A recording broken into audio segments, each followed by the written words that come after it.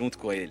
Abra sua Bíblia em Salmo 119, no versículo 119, verso 105.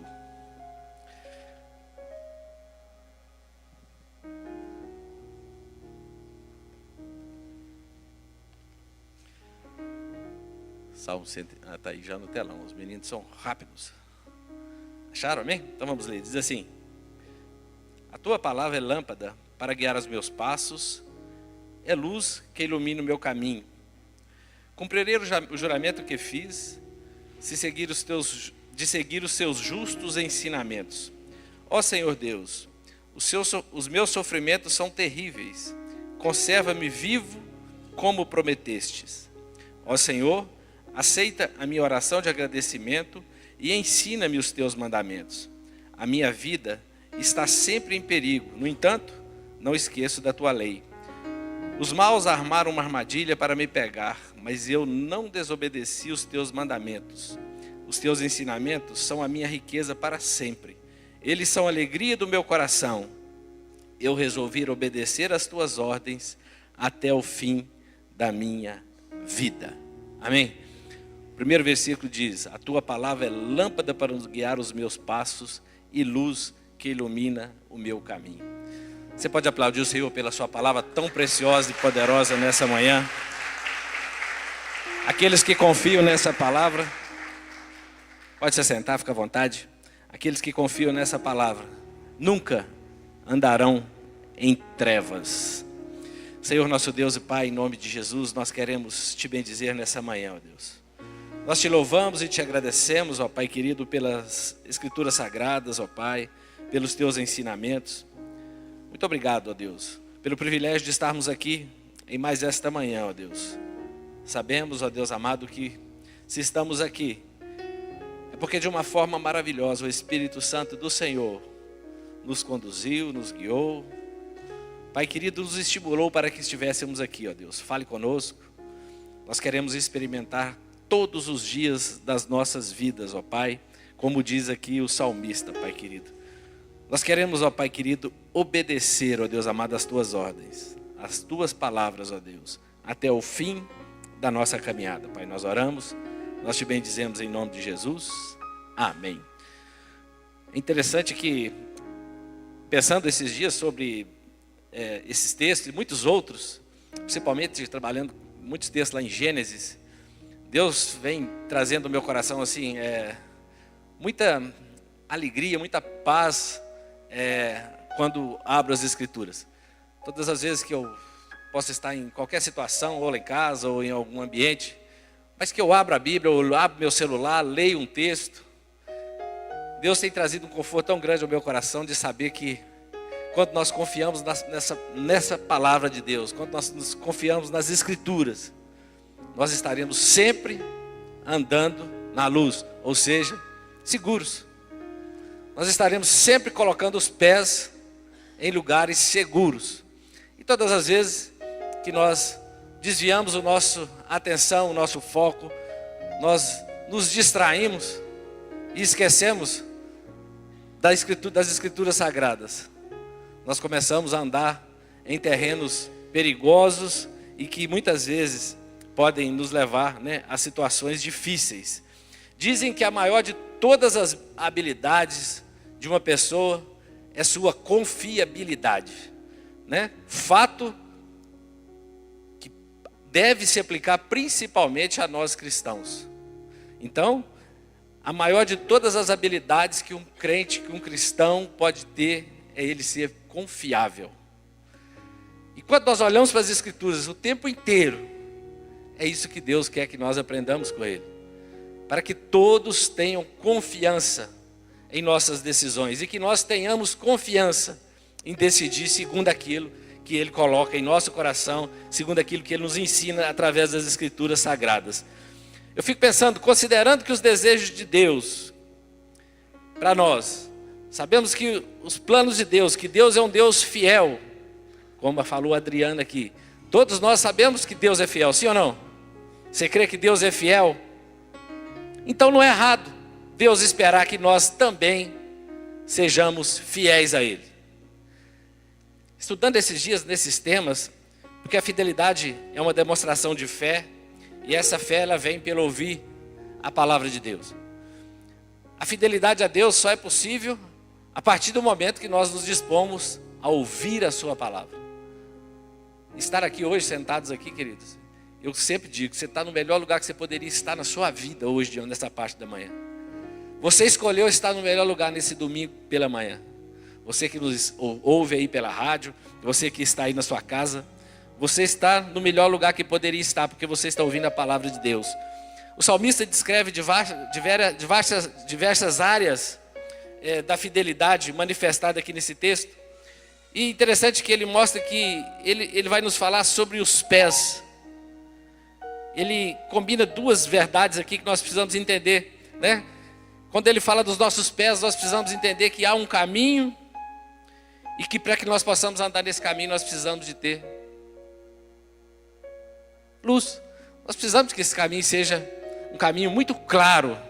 Nós precisamos ter convicção de onde nós colocamos os nossos pés. É interessante que no mundo antigo, quando isso foi escrito, nós não tínhamos luz como temos hoje. Quem já morou na roça aí, Sr. Pedro lembra das lamparinas, né, Sr. Pedro? Quando a gente saía, você tinha uma lamparina, né? E a lamparina soltava muita fumaça. Você precisava da querosene. Então, né? Essa era a luz que nós tínhamos lá. E se você saía da sua casa para ir no terreiro à noite, por exemplo, vinha vento, né? E de toda forma tentava apagar aquela lamparina. Esses homens estavam dizendo isso, porque nós que já moramos na zona rural, na minha cidade, lá na minha região, tem muita jararaca, cobra jararaca, tem muita. Então andar lá no terreiro à noite, ou em alguns lugares lá, sem iluminação, é arriscado. Minha mãe, inclusive, já foi picada por serpente lá. Agora, quando a gente tinha a luz, ficava tudo muito mais fácil. Eu fico pensando, como é que as pessoas ainda insistem em andar em trevas? Em colocar os seus pés onde Deus não disse para colocar os seus pés. Aquele que detém todo o conhecimento. Eram pequenos potezinhos, a gente fazia, né, com latinha de massa de tomate, virava ela ao avesso assim. As pessoas que faziam isso, né, até ganhavam um bom dinheirinho. E é isso que nos conduzia. Quando esse povo fala disso, eles estão falando de algo que era essencial. Hoje, né, você anda pela rua, você até esquece. Mas no dia que a luz vai embora, todo mundo fica apavorado, né? Porque a gente não tem lá uma lanterna. Hoje já tem o celular que já dá um suporte. E é interessante que com essa caminhada, com esse instrumento que eles usavam, e que ainda se usa em alguns outros lugares, não dá para você ver o percurso inteiro. Você só vê em parte. Hoje nós queremos ter os carros que tem o melhor farol. Mas mesmo assim, se você pega uma grande reta, ele é limitado. Você não consegue ver o caminho inteiro. Você precisa estar atento e tomar cuidado. Mesmo assim, é isso, querido. Confiar em Deus é saber que o hoje está nas mãos dele. E quando você confia nele e você é confiável para todos aqueles que estão à sua volta, é a certeza que você está no caminho certo, que você está no caminho claro, né? Bem iluminado. Cada ato de obediência mostra o passo seguinte e por fim nós vamos chegar ao nosso destino. Então é de glória em glória. Então cada dia, cada passo, a nossa vida é cheia de estágios, sim ou não? Há pouco tempo, mesmo éramos crianças, só pensávamos em brincar. Daí a pouco vieram as responsabilidades de estudar. Daí a pouco veio o tal de trabalhar. Né? Daí a pouco veio a história de sustentar a família, agora já não depender mais dos pais. Daí a pouco os filhos já casam e vão embora. Daí a pouco fica o ninho vazio. E você vai vivendo estágios.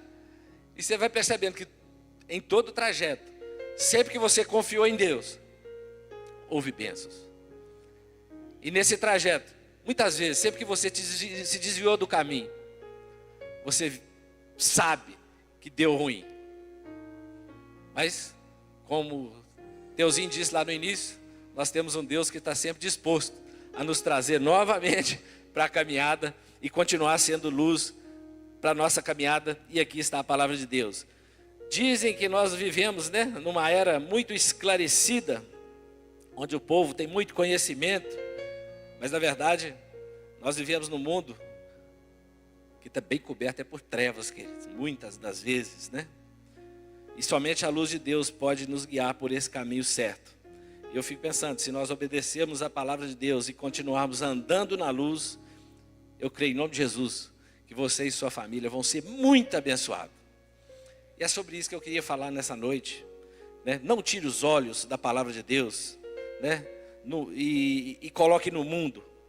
Porque se você tira os olhos da palavra de Deus e coloca no mundo, saiba que vai dar ruim.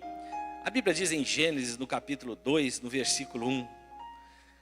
No capítulo 2 inteiro, a Bíblia diz que quando Deus criou todas as coisas, Deus preparou um jardim e colocou lá o primeiro casal de seres humanos. Deus tinha uma comunhão estreita com eles. Deus tinha o prazer de ter comunhão com eles e eles com Deus. E Deus diz assim: olha, vocês podem usufruir de tudo que tem aqui, mas não toque, a Bíblia diz, não coma e não toque do fruto da árvore do conhecimento do mal, porque no dia que dela comerdes, certamente morrerás. Ele está falando assim, no dia que você comer, no dia que você flertar com o pecado, você vai estar andando em trevas. E Satanás diz assim, é certo que não morrerás. Duas possibilidades, Deus dizendo, se comer, morrerás. E o diabo diz, se você comer, não morrerás.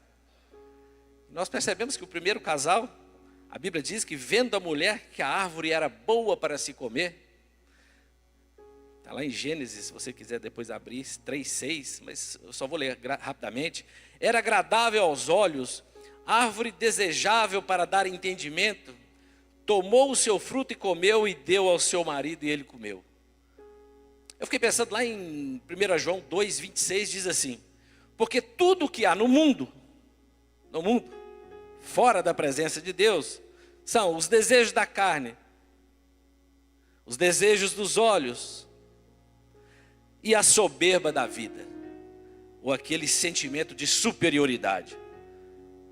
É isso que o mundo tenta nos atrair. E é isso que a serpente ali tenta de alguma forma iludir, enganar, na verdade, o primeiro casal, e que foram enganados. A Bíblia diz que o mundo jaz do maligno. E fazendo um paralelo entre esses dois textos, eu fiquei pensando, vendo a mulher que a árvore era boa para se comer, pegando o texto lá de trás, nós vamos ver que fala de um desejo da carne. Quando você deixa os seus apetites carnais, sobrepor os ensinamentos da palavra de Deus, Deus falando que, cuidado, é pecado, mas você prefere pagar para ver. A Bíblia diz, continuando, em 1 João 2,6, diz assim, agradável aos olhos, desejo dos olhos. Onde você tem botado seus olhos? O que tem te atraído? Desejo por ter coisas, desejo por ter, desejar as outras pessoas. E árvore desejável para o entendimento, ou seja, a soberba da vida. Então tomou do fruto e comeu e deu também ao seu marido. Tudo isso, querido, que foi colocado, que nós lemos lá nesses primeiros versículos da Bíblia, são latentes ainda no dia de hoje. Então lá no Gênesis 3, 7 e 15, nós vamos ver que eles então pecaram contra Deus, desobedeceram a Deus. E a Bíblia diz então em Gênesis 3, 7 e 15, diz assim, então os olhos de ambos se abriram, e percebendo que estavam nus, costuraram folhas de figueira e fizeram cintas para si. É muito interessante esse texto que, até então eles não tinham vergonha de andar nus, não tinha problema nenhum. Mas agora eles têm vergonha, e eu estava pensando, o pecado, ele faz que nós tenhamos vergonha de nós mesmos. Sim ou não? Davi falou que os ossos dele doíam. Deus nos deu um juízo interior, essa consciência, querido. Eu sei que você tem essa consciência, eu tenho. quando nós flertamos com o pecado, nós sabemos que é errado. Nós temos a convicção. E se você não sente vergonha por isso, querido, seu problema é sério. Se nós não sentimos vergonha por isso. E diz assim: ao ouvirem a voz do Senhor Deus, que andava no jardim, quando soprava o vento suave da tarde, o homem e sua mulher se esconderam da presença do Senhor entre as árvores. E o Senhor Deus então chamou o homem e lhe perguntou: onde você está? Você conhece a história. Você acha que Deus sabia onde eles estavam? Sim, querido. Eu fiquei pensando assim: que Deus é esse que nos ama tanto? Que já sabe a resposta, mas faz a pergunta. É o que Deusinho falou lá. Deus está sempre nos dando a oportunidade para o arrependimento. Para que você abra o seu coração para Ele. Porque Ele já sabe. Ele só esperava que aqui eles abrissem seu coração, confessassem o seu pecado. Mas nós sabemos que não é isso que aconteceu. E Ele vai dizer: por causa do que você fez, agora tratando com a serpente que enganou ali, né, o casal, lá no final do versículo 16, 14. Você será maldito entre todos os animais domésticos, entre todos os animais selvagens. Você rastejará sobre o seu ventre e comerá pó todos os dias da sua vida. A serpente enganou aquele casal. Acredite que naquele tempo a serpente não andava rastejando, de alguma forma. Aqui ela foi amaldiçoada. Mas o que ele fala na sequência é que me deixou constrangido com Deus. Que amor é esse? O primeiro casal, aquele que Ele gerou, a sua imagem e semelhança, aquele povo, aquele casal que Ele preparou para multiplicar e encher a terra. Ele diz assim: porém inimizade entre você e a mulher, falou com a serpente, entre a tua descendência e a descendência dela. Este lhe ferirá a cabeça e você lhe ferirá o calcanhar. Naquele dia, querido, ainda lá no início, apesar da agressividade daquele pecado diante de Deus, da desobediência, Deus já estabeleceu um plano de enviar seu filho Jesus aqui na terra. Eu fiquei pensando no coração de Deus. Um dia o Redentor nasceria da mulher para restaurar a criação. Amém? Todos entendem isso. Mas eu fiquei pensando mais no coração de Deus. Deus pensando. Deus não é como nós. Mas se a gente pode imaginar assim. Deus pensando assim: um dia, meu filho Jesus vai ter que vir a essa terra. Sofrer. Ser humilhado. Morrer no lugar de muitos.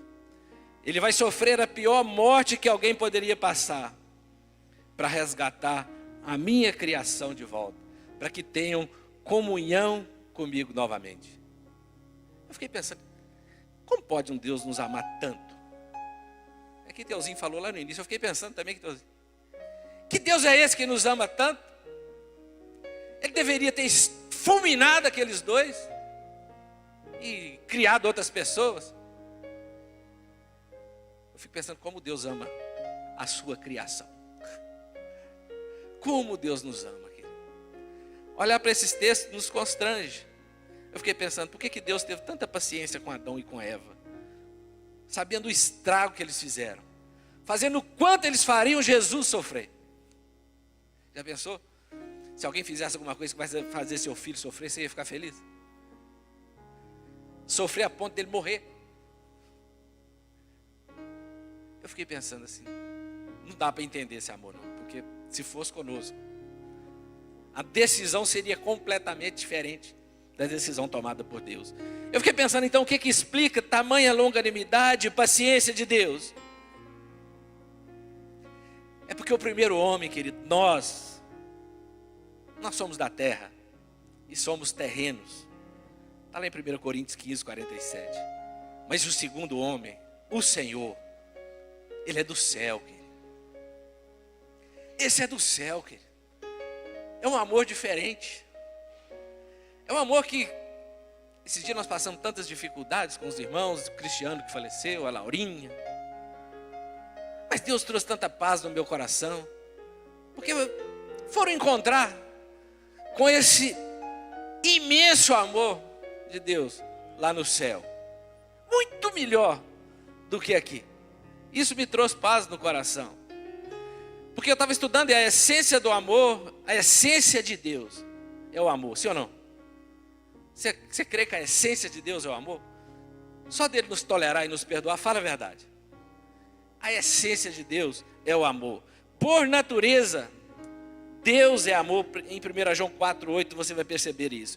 E o amor é um dos atributos intrínsecos de Deus. É um dos atributos que é dele, da personalidade dele. Como é a vida, como é a santidade.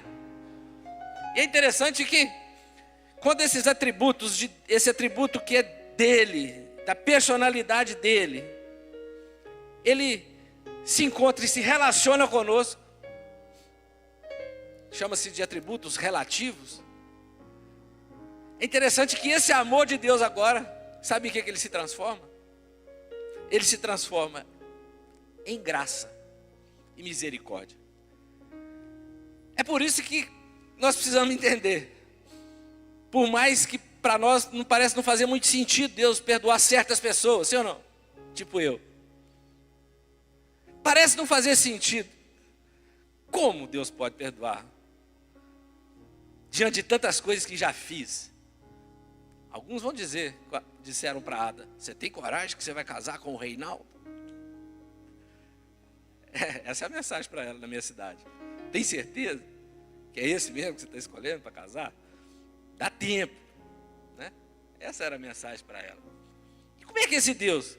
Então, é diante disso que nós precisamos entender essa relação do amor de Deus para com seus pecadores. Então ela transforma em graça e misericórdia. Quando nós entendemos que fomos salvos pela graça, é pelo amor dele, querido. Por esse imenso amor. A Bíblia diz que Deus é rico em misericórdia e rico em graça. E a maior demonstração para nós desse amor dele foi quando Jesus, lá no Calvário, como diz o pastor César, subiu naquela cruz para que nós não descêssemos ao inferno. A maior demonstração de amor de Deus. E o seu maior demonstração de ódio, se Deus assim eu posso dizer, pelo pecado. Sua maior ira pelo pecado. A ponto de deixar com que Jesus sofresse tanto em nosso lugar. Então para mim, é a maior prova de amor de Deus para conosco. E o apóstolo Paulo concorda com isso, que ele diz em Romanos 5,8. Mas Deus prova o seu amor para conosco em que Cristo morreu por nós, sendo nós ainda pecadores. O apóstolo Paulo diz que eis aí a prova do amor de Deus. Você já entregou sua vida para Jesus? Você já disse para Jesus poder guiar os seus passos? Ser lâmpada para os seus pés e luz para a sua caminhada? Você já o convidou? Deus demonstrou para Adão e Eva, nós sabemos as consequências do pecado. Foram expulsos do jardim. Deus não queria que eles comessem da árvore da vida, porque senão eles viveriam eternamente com o pecado. Impossível. Como morar eternamente com Deus com pecado? Não tem jeito. Foram expulsos. Apocalipse nós vamos ver que essa árvore vai estar à disposição da igreja no futuro. E ele ainda deu uma bênção para eles. Deu 2 filhos. Quem tem filho aí? São Pedro. As meninas são uma bênção, são ou não são, São Pedro? As melhores, a maior, né? O maior presente que Deus já deu para o São Pedro e Dona Marta, eu tenho certeza que são as meninas, as filhas, né? E agora netos, genros, também faz parte, né? Mas filhos, e filhos espirituais, né? Todos. A maior bênção que Deus nos deu, Deus nos dá. Foi dado a eles 2 filhos, Caim e Abel. É interessante que você vai ver que daí em diante, agora, essa expulsa ali do jardim, a raça contaminada pelo pecado, né? Essa contaminação, agora que entrou no coração do homem, que Jesus viria no futuro ainda, baseado nesse texto, para nos libertar, para nos trazer novamente a ter comunhão com Deus, para que nós pudéssemos ter acesso direto ao Pai. Jesus precisaria de vir.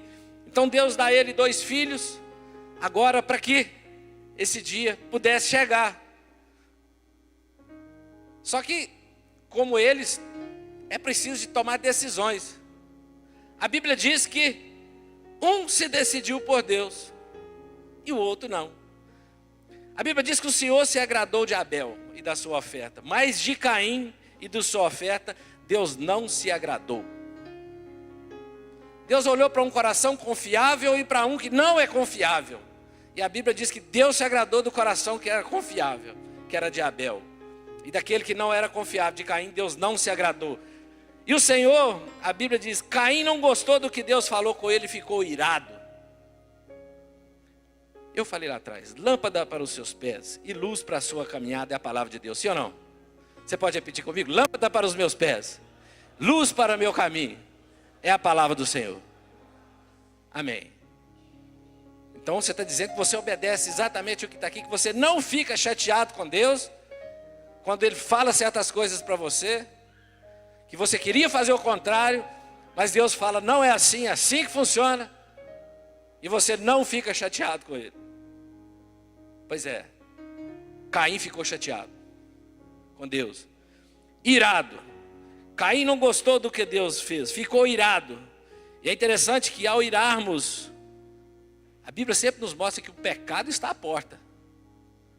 Se preparem, a partir de terça-feira, sem ser terça agora, na outra, nós vamos começar o nosso curso de maturidade cristã aqui na igreja. Eu gostaria muito que essa igreja estivesse cheia, porque o Lauro vai trazer uns ensinamentos sobre como vencer a ofensa, querido. Como lidar com isso? Lauro vai trazer esse ensinamento. A Bíblia diz que cuidado com a ira, com o pecado. Quando você está irado, o pecado está à porta, sim ou não? Cuidado para não abrir essa porta, queridos. Quem já viu no trânsito? O pau está quebrando, abriu a porta do carro. Vai dar problema, vai ou não vai? Quantas pessoas já morreram? Ou brigaram, nem sabe por quê. Desce do carro, querido. O mais bravo de todos. Aí desce um do outro carro. Eu vi lá em Belo Horizonte. O cara desceu do carro para brigar. E desceu um cara quase 3 metros de altura. Quase 2 metros. Aí o cara já desistiu da briga. Mas agora já era tarde demais. Agora ele só estava para ele correr. Ele não devia. Ele foi abrir a porta do carro. Deu ruim. O outro cara era gigante. Quebrou o carro do cara todo. Na minha frente lá em Belo Horizonte. Irou, querido. Não abra a porta para o pecado. Está irado em casa? Com a patroa com o marido?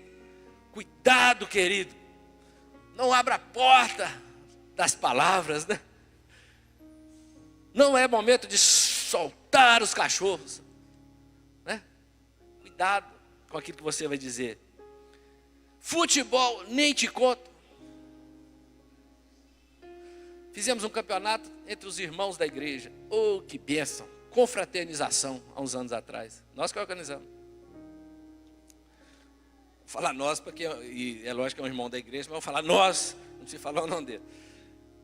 Que organizamos o campeonato. Começou uma bênção. Até um dia que teve uma partida lá, e o tempo esquentou a ira, e abriram a porta para o pecado. E começaram a dizer, eu te conheço, eu sei onde você mora, eu vou te matar, e não sei o quê. Aí o cara chegou e perguntou para mim assim, que campeonato é esse que está tendo aí? Eu falei, isso é o campeonato das igrejas evangélicas de Viçosa. Que nós estamos organizando. Que vergonha. Que vergonha, querido. Não fizemos mais. Depois tentamos fazer um aqui da igreja também, só entre nós. O problema era com as outras igrejas. Fizemos entre nós. Também não deu para levar o campeonato até o final, querido. Infelizmente, não deu para levar até o final, né? O problema era as outras igrejas, não era com a gente. Cuidado, querido, essa questão da ira. Eu estou num grupo do futebol aí, mas nunca consigo jogar. Tem um grupo aqui da igreja, uma turma aqui, que fizeram um grupo para jogar bola. Meu nome está lá. Adalto, não consigo jogar não, é? Toda semana eu olho, meu nome está lá embaixo. Terça-feira eu fiquei lá em casa e fiquei irado. Eu falei, não, eu vou abrir essa porta aqui. eu vou tirar meu nome do grupo. Eu falei assim, vou tirar, nós vamos ficar um monte de gente me ligando, querendo saber o que está acontecendo, por que eu estou com raiva. Não vou tirar não. Aí não tirei não. Mas eu vou pedir para me tirar. Porque esse grupo aí, esse futebol desse está muito democrático, não dá para nós jogar lá não.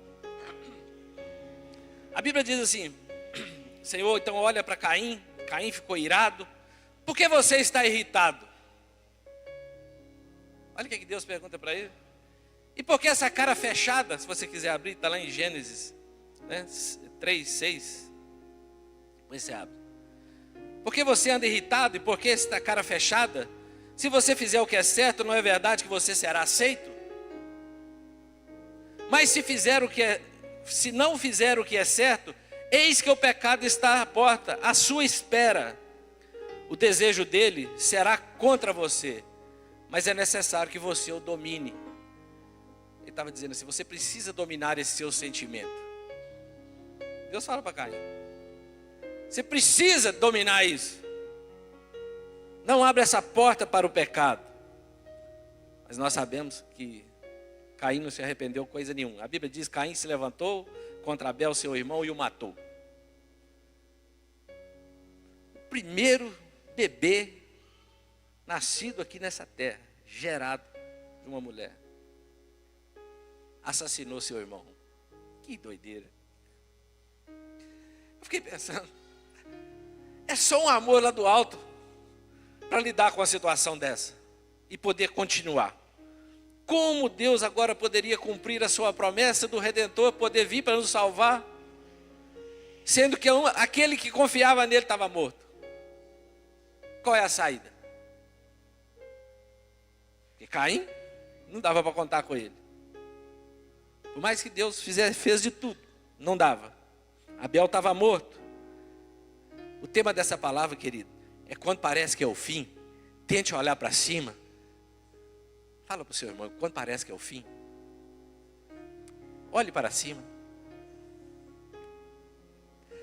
Quando você achar que é o fim, não tem mais jeito, é hora de olhar para cima, querido. Como os planos de Deus, nós sabemos que não podem ser frustrados.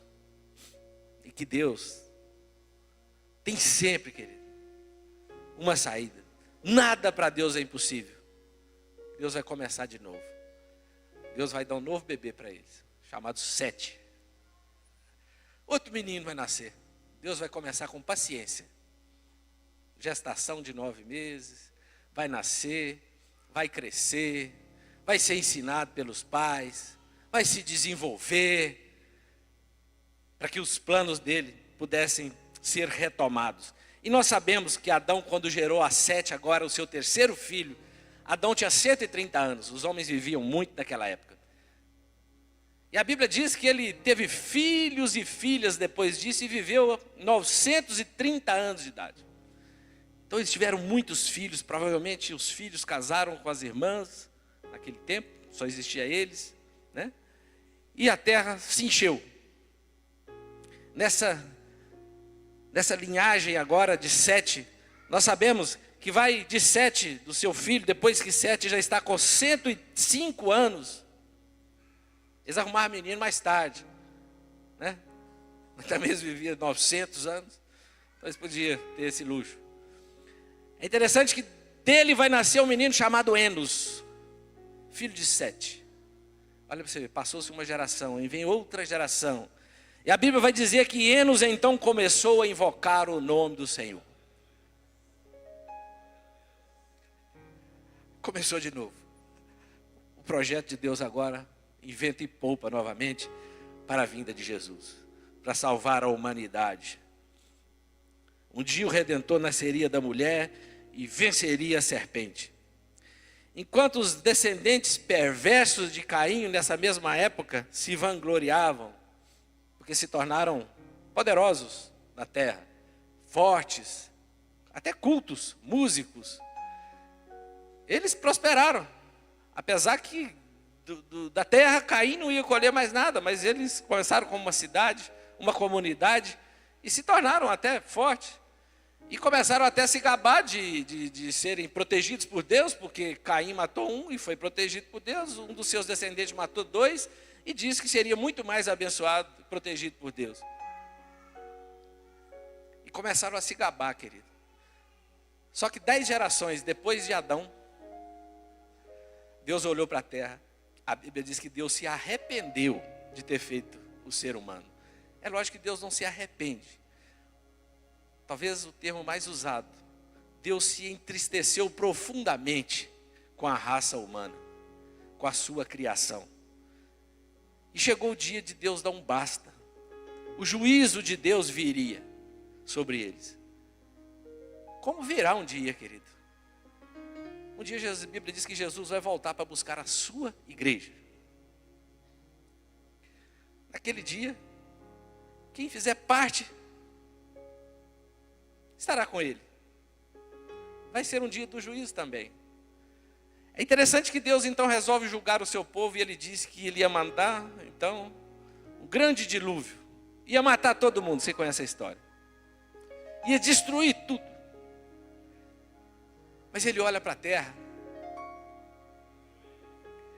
e vê um descendente de Sete lá chamado Noé. Noé era tataraneto de Enoque. Enoque é um dos descendentes de Sete. A Bíblia diz que ele andou com o Senhor todos os dias da sua vida. Deus gostava tanto da comunhão com aquele moço, que a Bíblia diz que Deus o levou. Deus não deixou ele passar pela morte, não. Porque com o pecado entrou a morte no mundo, mas aquele Deus levou. Tamanha intimidade. Que intimidade era que era, mano? Que aquele moço tinha com o Senhor. Noé, o seu tataraneto agora. Deus olha e vê que Noé é um homem justo e íntegro, a Bíblia diz.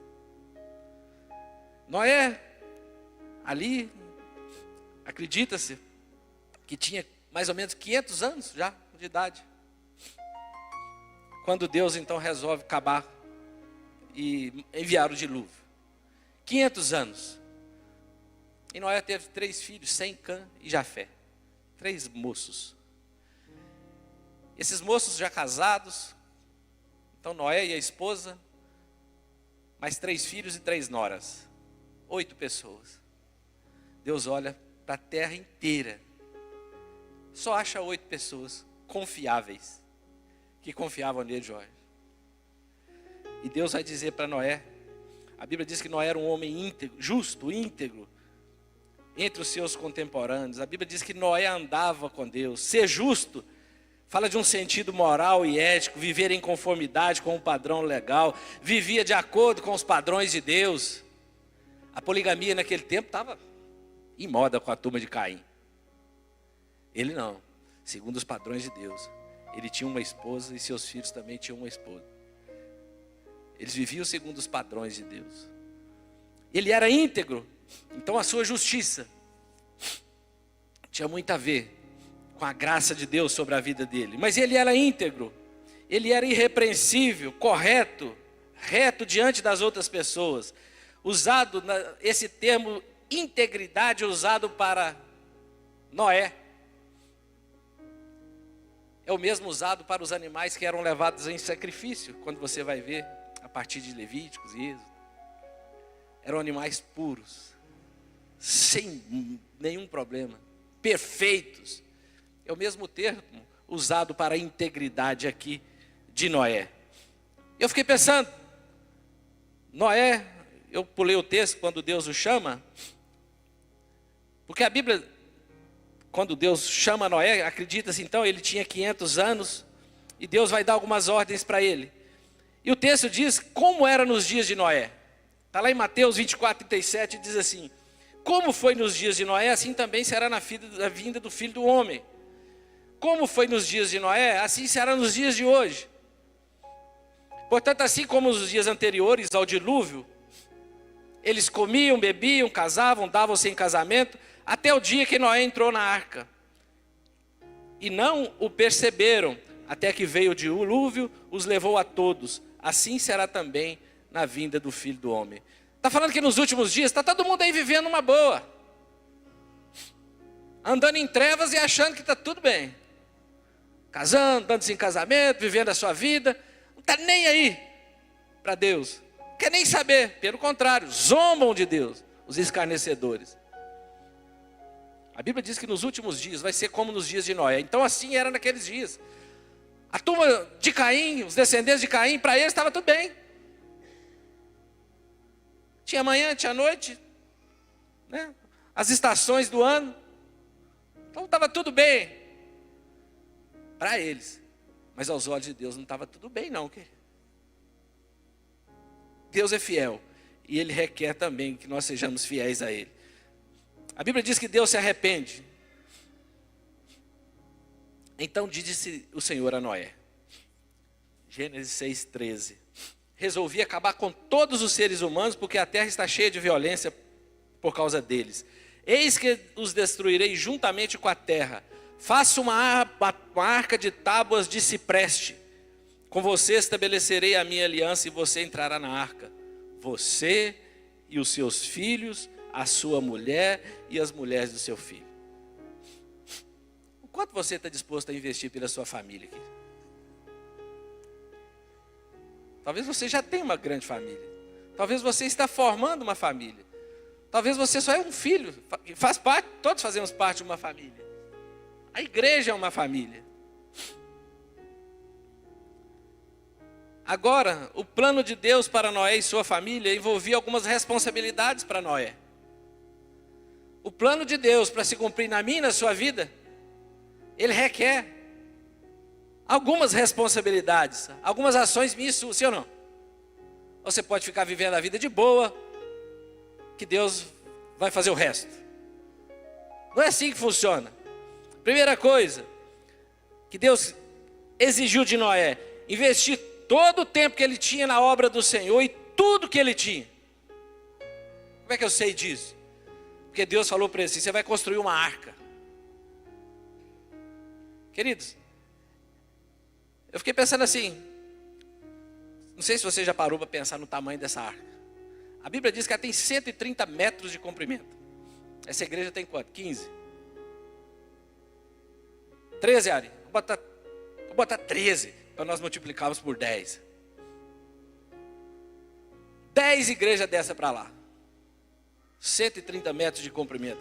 22 de largura, o dobro dessa largura. E 13 metros de altura, quase o dobro dessa altura.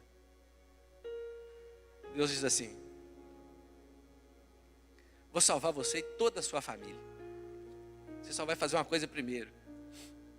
Você vai construir uma arca. Porque essa arca vai levar você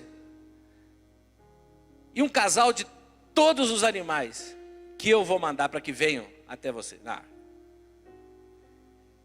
A Bíblia vai dizer, foi o que Noé fez, conforme tudo o que Deus lhe havia ordenado, assim ele fez. A árvore era de cipestre, é igual um pinheiro, ela é bem reta assim, ó. Diz que ela dura, ela pode viver por mais de 1000 anos. A árvore provavelmente muito dura. No machado é fácil, Zé Mauro, cortar uma árvore dessa. Imagine para fazer um prédio desse tamanho. Piche, betume, que ele tinha que tapar os buracos.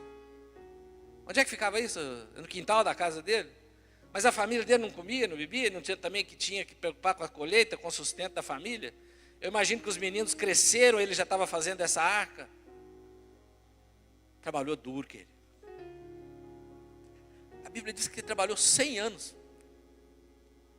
fazendo essa arca. 100 anos. Até que um dia Deus chegou para ele e disse assim, Noé, junta a sua turma e entra na arca. Chegou o dia. Alguns estudiosos, né, alguns comentaristas vão dizer que provavelmente todo mundo zombava dele. Olha o bobão lá. Nós aqui curtindo a vida. E ele lá batendo aqueles martelos, né, buscando aqueles pichos, não sei aonde. Tem nem conta. Fazendo um barco num lugar que não chove, que nem rio tem. Maluco. Lâmpada para os pés. Você vai achar coisas aqui que você vai falar assim, mas é isso mesmo que Deus está pedindo? E é. Quanto tempo? Não sei. Como eu falei, se você não vê o caminho todo. É como se fosse uma lamparina, você vai vendo onde você bota os pés. Aqui, aqui. Mas o trajeto todo não dá para ver, não. A Bíblia diz em torno de 100 anos.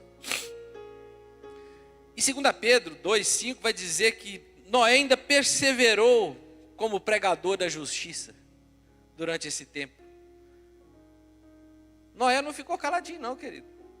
Ele contou para todo mundo o que Deus tinha falado para ele, o que ia acontecer. E todo mundo duvidou, né?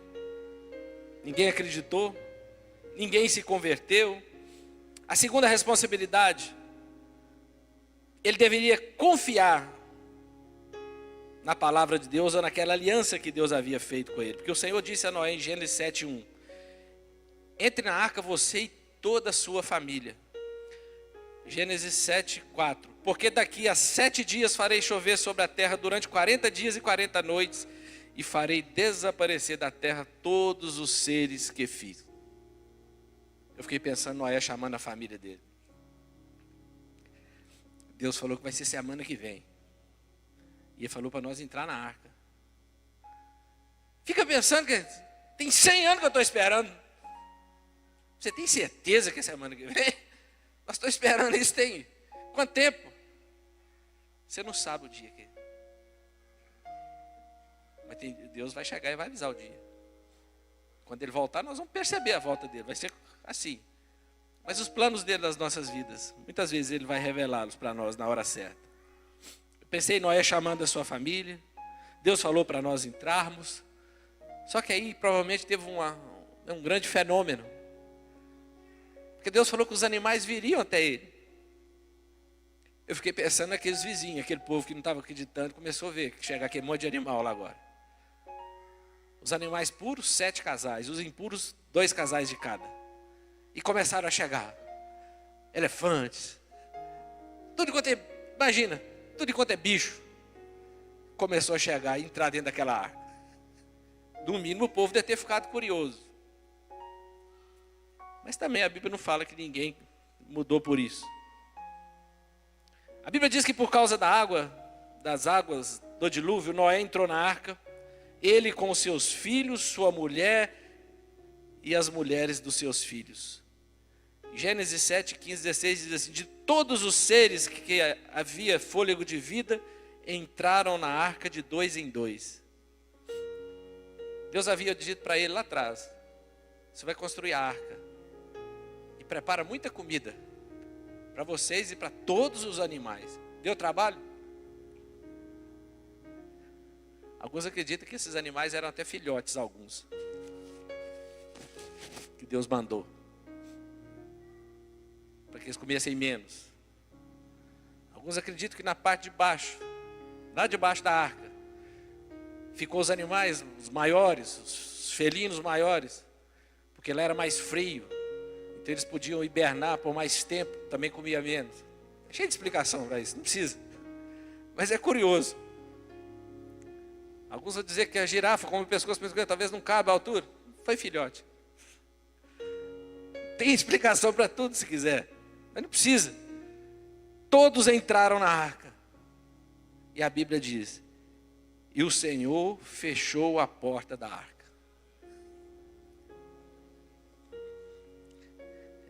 Essa parte é dura, querido. Deus fechou a porta da arca. Quem está dentro, está dentro. Quem está fora, está fora. Chegou o dia. A Bíblia diz que eles ficaram por praticamente 1 ano. E praticamente 1 ano e 10 dias, 1 ano e 17 dias. Acho que é 1 ano e 10 dias. Aquele barco. Não tinha leme não, para conduzir não. Era um caixotão, boiando. E Deus os conduzindo. Depois de 150 dias, né, parou de subir as águas, porque a Bíblia diz que as comportas também, subterrâneas, elas se abriram. Não veio chuva só de cima. Também os rios subterrâneos, as comportas se abriram. Inundou a terra inteira. Tsunami. Tsunami, querido. Todo mundo agora, Noé tinha razão, já é tarde, Deus fechou a porta por fora. Todos que seriam salvos estavam dentro daquela arca. Não havia mais esperança para os que ficaram de fora. Por quê? Porque chegou o dia do juízo. A Bíblia diz que o Senhor Jesus vai voltar. Nós vamos chegar lá rapidamente. E a terceira responsabilidade é que Noé precisava ser paciente e não desistir. Gênesis 7, de 1 a 24, a gente percebe isso. A Bíblia diz em Salmos 32, 9: não seja como o cavalo ou como a mula, admoestou o Senhor. Você já viu que tem gente que é igual um cavalo e tem gente que é igual uma mula? O cavalo é apressado demais e a mula empaca. O que o texto está dizendo é que tem gente que Deus está dando o ritmo, mas a pessoa não vai segundo o propósito de Deus. Ele empaca, igual a mula. Já viu a mula empacada? Ninguém aguenta. Quem já morou na roça aí sabe, né? Uma mula empacada estressa qualquer um. Não estressa ou não estressa? Você está doida? Estressa, né? Não, sem noção. Quem conhece, quem sabe, vai ver uma mula empacada, nada tira do lugar, ué. E a mesma coisa, um cavalo apavorado, disparado. Como é que para aquele trem, né, seu Pedro? Coitado, quem estiver em cima. O texto está falando é isso. Não sejais como esses dois estilos de gente. Não seja assim. É interessante que Deus guardou aquela família por todo esse tempo. 150 dias, as águas começaram a baixar. Mais 150 dias para que as águas, essa arca pudesse estacionar. Passaram-se mais algumas semanas até que Noé pudesse descer com a sua família.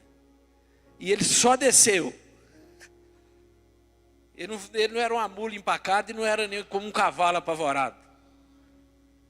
Deus falou para ele assim, Gênesis 8:15. Então Deus disse a Noé: saia da arca você, sua mulher, os seus filhos, as mulheres de seus filhos. Faça também sair todos os animais, povoem a terra, sejam fecundos e nela se multipliquem. Noé levantou o altar ao Senhor e tomando de animais puros e aves puras, ofereceu holocaustos sobre o altar. E o Senhor aspirou o aroma agradável e disse consigo mesmo: nunca mais vou amaldiçoar a terra por causa das pessoas. Enquanto durar a terra, não deixará de haver semeadura, colheita, frio, calor, verão, inverno, dia e noite. Deus falou assim, vou começar de novo. Jesus vai vir.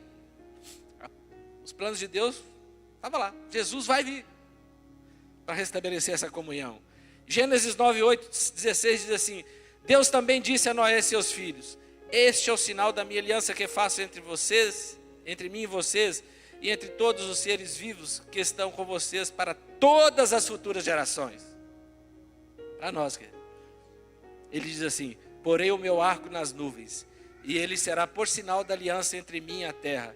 Quando eu trouxer nuvens sobre a terra e nelas aparecer o arco, que está falando do arco-íris, então me lembrarei da minha aliança, firmada entre mim e vocês e todos os seres vivos de todas as espécies. E as águas não mais se tornarão em dilúvio para destruir todos os seres vivos. O arco estará nas nuvens, e eu o verei, e me lembrarei da aliança eterna entre Deus e todos os seres vivos de todas as espécies que há sobre a terra. Quem já viu o arco-íris aí? É lindo, não é? Eu fico pensando, quando Satanás vê o arco-íris, ele deve ficar doido, né, pastorzão? Ele fala assim, Deus não desistiu desse negócio aí. Não tem jeito, Deus não desiste. Nós sabemos que o plano de Deus se estendeu durante todas as épocas. Deus muitas vezes teve que recomeçar. Deus recomeçou com Moisés. O povo cativo, nasceu um menino, começou de novo. Deus começou com Samuel.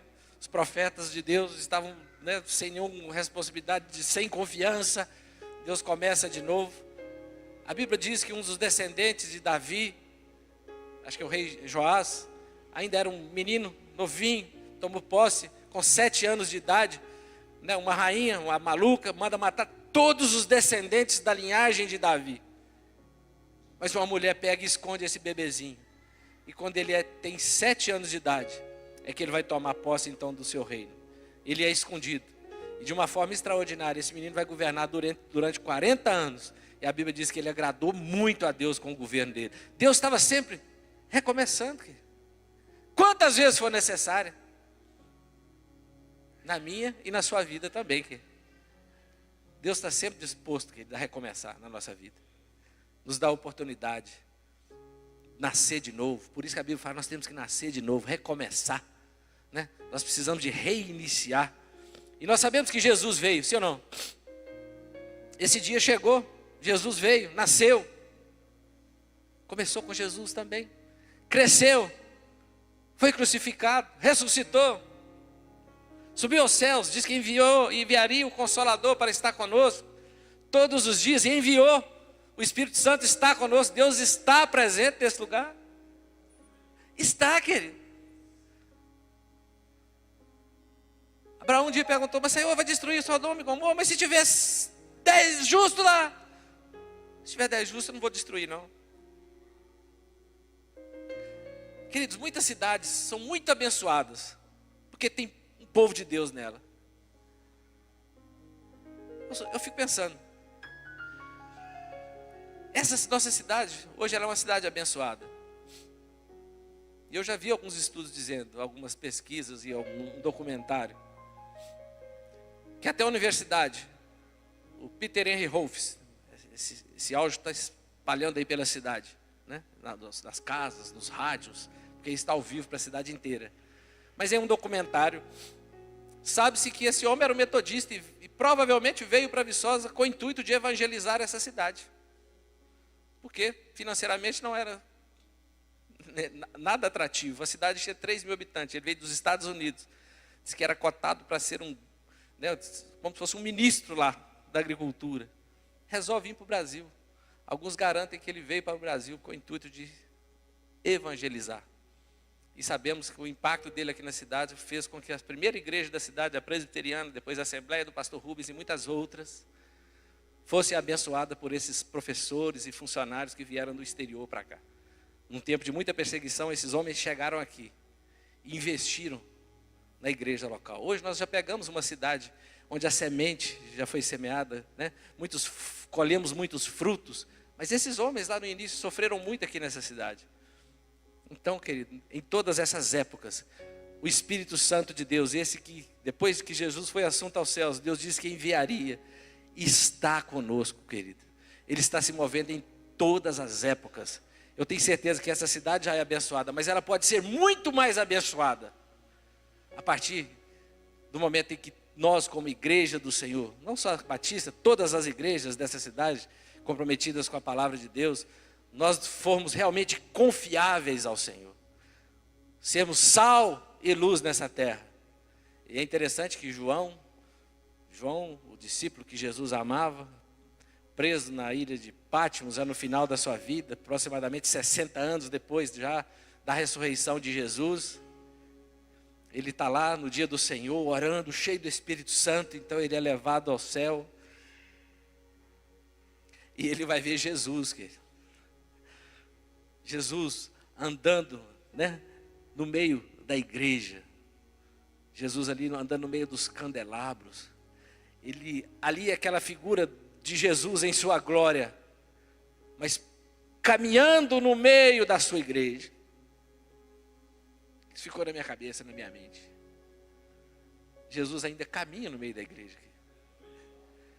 Jesus ele se faz presente no meio da igreja. A Bíblia diz que onde 2 ou 3 se reúnem em nome dele, ele está ali. Pode ter 2 ou 3, ou 2 ou mais nessa cidade. Onde tiver 2 concordando em nome dele, ele vai estar no meio. E hoje nós somos um grande povo, né, cristãos nessa cidade. 2 Pedro vai dizer, versículo 3, 10, porém, o dia do Senhor virá como ladrão. Naquele dia os céus passarão com grande estrondo, e os elementos se desfarão pelo fogo. Também a terra e as obras que nela existem desaparecerão. Nós, porém, segundo a promessa de Deus, esperamos novo céu, nova terra, nos quais habita a justiça. e considerem a longanimidade do nosso Senhor como oportunidade de salvação. O texto está dizendo assim: considere isso. Esse amor que vem lá do alto, essa longanimidade de Deus, para exercer o seu juízo sobre essa terra ainda. Ele está dizendo: aproveitem para a sua salvação. Porque um dia ele vai voltar. E como a arca, a igreja será arrebatada. O símbolo de fechar a porta da arca por fora. Nesse dia será muito claro. Quem está dentro, está. Quem não está, ficou. A Bíblia fala de céu e de inferno. A vida fala de uma vida eterna com Deus e de uma vida eterna sem Deus. Portanto, como foi nos dias de Noé, assim será também na vinda do Filho do Homem, Mateus 24. E no 24, 43, para finalizar, diz assim: porém, considerem isso. Se o pai de família soubesse a que hora viria o ladrão, vigiaria e não deixaria que sua casa fosse arrombada. Fala a verdade. Você como pai de família, você ia deixar, você não ia dar um jeito de fechar a sua casa? Pois é, querido. Por isso estejam também vós preparados, porque o Filho do Homem virá à hora que vocês menos esperam. Ele está dizendo assim: Jesus vai voltar na hora que você menos espera. Esteja com sua família, seja como Josué. Josué já estava velho. Provavelmente a família dele era, eu fico imaginando a descendência dele, talvez ali, né, centenas de pessoas. Ele chamou todo mundo e disse assim: pessoal, hoje é dia de escolher entre a bênção e a maldição. Ele vai dizer: eu e minha família serviremos ao Senhor. Ele está dizendo: eu já decidi, eu vou continuar com o Senhor. Ele já estava velho e viu que andar com o Senhor durante toda a sua vida valeu a pena. As coisas são sempre assim e serão assim também no último dia, quando o futuro transformar-se em presente. Deus disse para Noé: vai vir um dilúvio, futuro. Mas o futuro um dia se tornou presente. E o presente se transformou em passado. E desapareceu para sempre. Assim vai ser, querido, na vida do Filho do Homem. Vai chegar o dia. E ninguém sabe qual é. Amém? Vamos ficar de pé, vamos orar. O pessoal do louvor podia vir para a gente orar rapidinho. Demorei um pouquinho, mas chegamos ao final. Muita gente parece ter medo de colocar a sua vida nas mãos do Senhor. O que nós chamamos de entregar a vida para Jesus. De abrir seu coração para Jesus. Tem uma historinha que diz que antes de um rio entrar no mar, ele treme de medo. Então quando o rio vê o mar, ele treme de medo, ele olha para trás, para toda a sua jornada que percorreu, dos lugares que passou, nas montanhas, todo o caminho sinuoso, pelas florestas, os povoados, mas ele vê à sua frente um grande, vasto oceano, e que entrar nele nada mais é do que desaparecer para sempre. Isso é o que passa na cabeça do rio. Mas não tem outra maneira. Nós sabemos que as águas correm para o mar. Não tem jeito, vai encontrar com o mar. O rio não pode voltar. Eu não posso voltar, ninguém pode voltar. Voltar é impossível na existência. O rio precisa arriscar e entrar no oceano. E somente quando ele entra no oceano é que o medo desaparece. Porque apenas então o rio saberá que não se trata de desaparecer no oceano, mas se tornar parte do oceano. Assim é com o Senhor Jesus. Colocar a nossa vida na mão do Senhor. Vai fazer parte do seu reino, da sua igreja. A sua igreja mundial. A sua igreja universal. A igreja do mundo inteiro, não a igreja mundial do Valdomiro, nem a universal do Adir Macedo. A igreja, todas as denominações, a igreja mundial, um exército, querido. Que Deus, através desse projeto de recomeçar em cada geração, de recomeçar em cada geração, conquistou, para que hoje, né, essa multidão de pessoas pudessem estar desfrutando do Senhor. A Bíblia diz que no dia que Jesus disse que estava consumado, Pai, nas tuas mãos entrego o meu espírito, o véu que nos separava da presença de Deus se rasgou de alto a baixo. Abriu-se um novo e vivo caminho. Nos deu acesso, aquele mesmo que Adão e Eva tinham liberdade de falar com Deus, foi aberto para nós. Fecha seus olhos, nós vamos orar. Eu sei que Deus não nos trouxe aqui hoje, né, simplesmente para que nós pudéssemos cantar os louvores, mas Ele nos trouxe aqui hoje para que nós pudéssemos oferecer a Ele, né, os nossos louvores. Ele nos trouxe aqui hoje porque a palavra é viva e eficaz, é lâmpada para os nossos pés, é luz para a nossa caminhada. Ele nos trouxe aqui hoje para que nós soubéssemos e entendêssemos o seu grande amor. Só é possível, querido, porque Ele é lá do alto. Esse amor não se encontra aqui na terra, a não ser se for através do Espírito Santo no coração do ser humano. Você vai perceber um pouco desse amor é na igreja do Senhor, onde o Espírito Santo de Deus trabalha para que nós possamos experimentar dessa plenitude que Deus encontrou em Noé, homem justo e íntegro diante de Deus. Confiou todos os seus dias ao Senhor. E a Bíblia diz que ele e a sua casa, toda a sua família, foi preservada. Nós sabemos que o esforço daquele homem foi o que fez com que sua família fosse salva. Então feche seus olhos, eles vão cantar um louvor. Eu queria que você se colocasse diante de Deus mais uma vez. Feche seus olhos e não preocupa comigo nem com ninguém, porque essa palavra é para nós mesmos. A palavra não é para o meu vizinho, não é para o meu irmão. Muitas vezes nós somos tendenciosos a pensar que tudo isso que Deus falou é para alguém e não para nós. É sempre para nós, querido. Nós só nos reunimos aqui todos os domingos é porque todo domingo tem uma palavra para nós.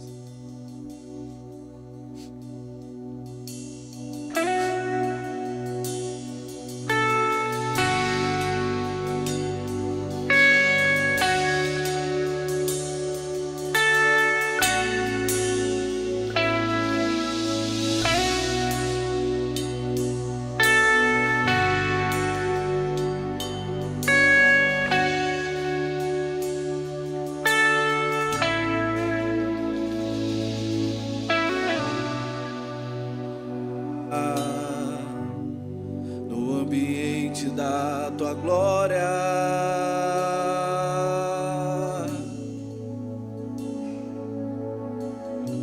eu quero estar com vestimentas de glória,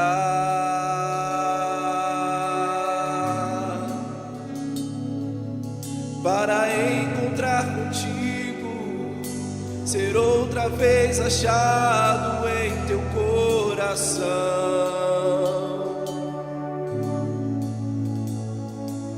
voltar a ter intimidade e adentrar ao ambiente da adoração,